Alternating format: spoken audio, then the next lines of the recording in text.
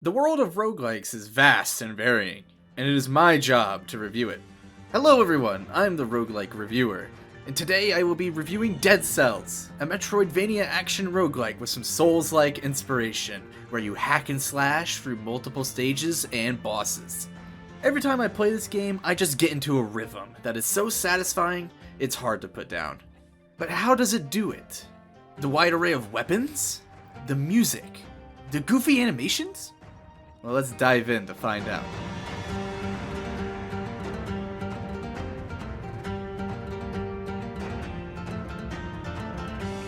Starting, of course, with gameplay.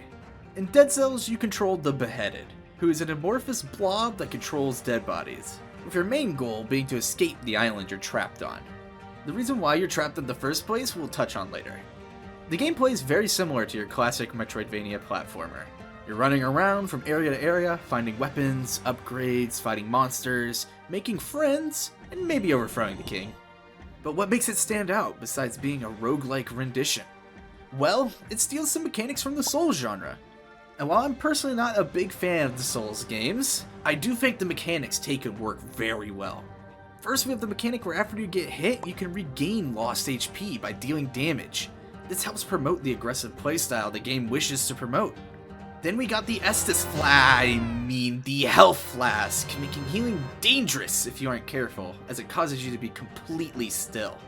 They also borrowed the light shield mechanic, where you can block some damage, but to negate it, you gotta parry the attack. Like I said earlier, I'm not much of a Souls guy, but the way these mechanics are implemented are fantastic, and honestly tempt me to try the Souls games again. Another fun thing this game does is incentivize speed and precision. Many of the areas have locked doors which are only opened by killing enemies or bosses, without being hit or getting there in a set time. To help put an emphasis on speed, killing enemies in quick succession actually gives you a speed buff, allowing you to bounce from enemy to enemy, leaving a mound of corpses in your wake.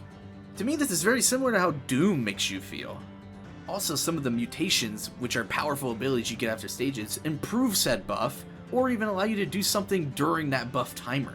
And those mutations are really helpful for other things as well, like giving you an extra life, allowing you to use your backpack slot, which you unlock later on, or giving you a damage modifier for building a combo of hits quickly. What kind of weapons do we have to do this with? Well, we have three main categories: melee stuff, shooting stuff, and blocking stuff. Melee is pretty simple. You find a sword, you stab someone with it. You find a hammer, you cave someone's skull in. Find a fucking frying pan? Brother, you better believe I'm smacking the shit out of someone with that. To me, the frying pan is one of the biggest examples of one of this game's greatest strengths. It isn't scared to be silly. So many of the weapons are so over the top or downright goofy, but it works so well. No other game can hand me nunchucks made from 2 frying pans. This is real, by the way. And then tell me to go ham, and have me respond with, "Oh, but of course," and then immediately feel like the coolest dude on the block. With the character you're playing as being so extraordinarily sarcastic, it fits perfectly.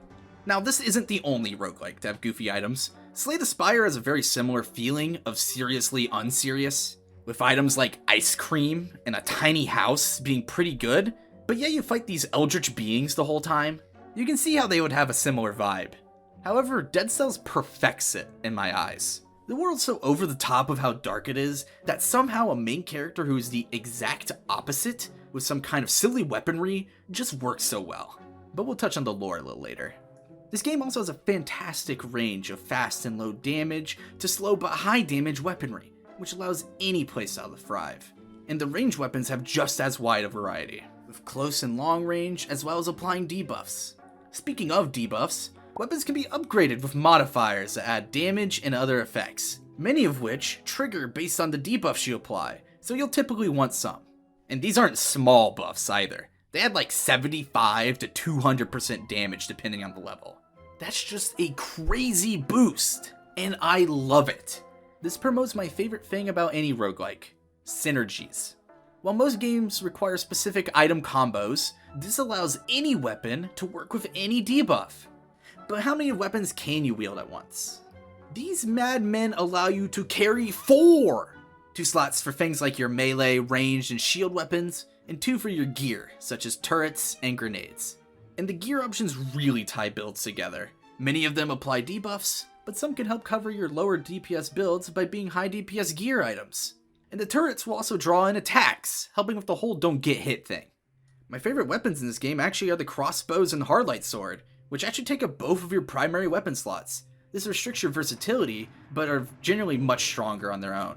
And this is just because both abilities are designed so well to be worked in tandem. While they might not be as versatile, they sure are strong. Now let's talk about that music. Oh boy, the music.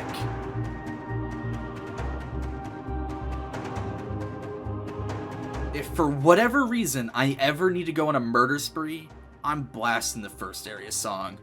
Something about it just amps me up like nothing else, and I'm ready to kick all of the ass. And that's not the only song either.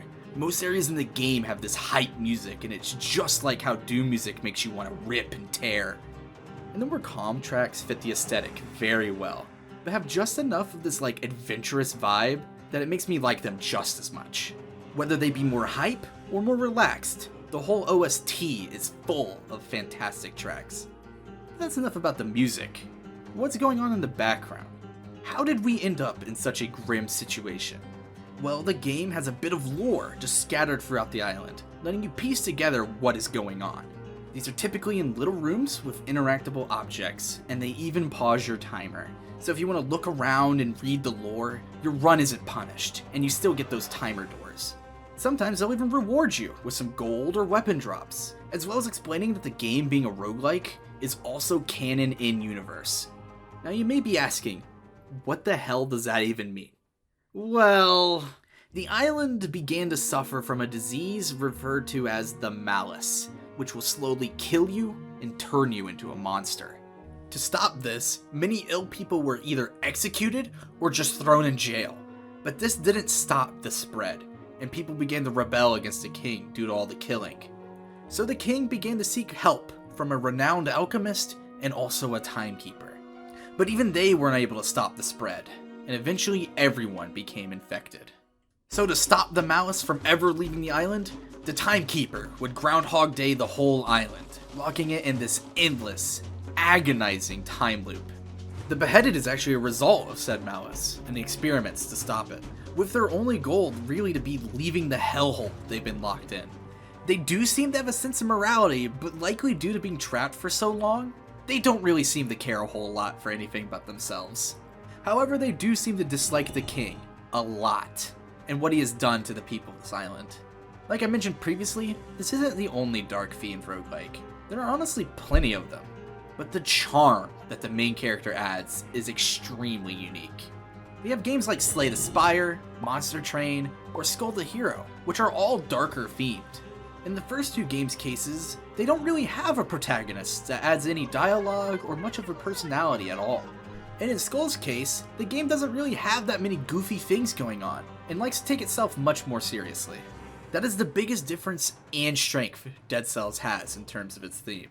This, along with some of the most solid and genuinely great feeling gameplay, make this one of, if not the greatest roguelike I have played. And now for a quick little side note at the end here, because I think this is super cool. They've made a board game for Dead Cells, bringing roguelikes to the tabletop, which is just awesome. I have the collector's edition for the game, and am so hyped to play this with a few friends. Maybe I'll even come back and review it when I'm more familiar with the game. But anyway, let's get back to the video game. I still have plenty to do in this game. I've only made it roughly about halfway through the difficulties, and I do know that there's a secret boss for the max difficulty. This game is genuinely really challenging, and the mastery of the mechanics is necessary if you wish to succeed. Also, with all the DLCs they've added over the years, there's so much to see and do. It's pretty ridiculous how much content there is. This game has literally tripled in size since the beginning. All of the DLCs also had new biomes, items, and bosses to throw down with. Not to mention all the crossovers it happens to have under its belt. So I haven't really seen everything. But this game has still solidified itself as one of the best games I have ever played. And it's certainly my favorite roguelike. With all these positive things I have to say about it, I doubt it'll ever be dethroned anytime soon, if at all. As such, I have to give this game a 9.7 out of 10.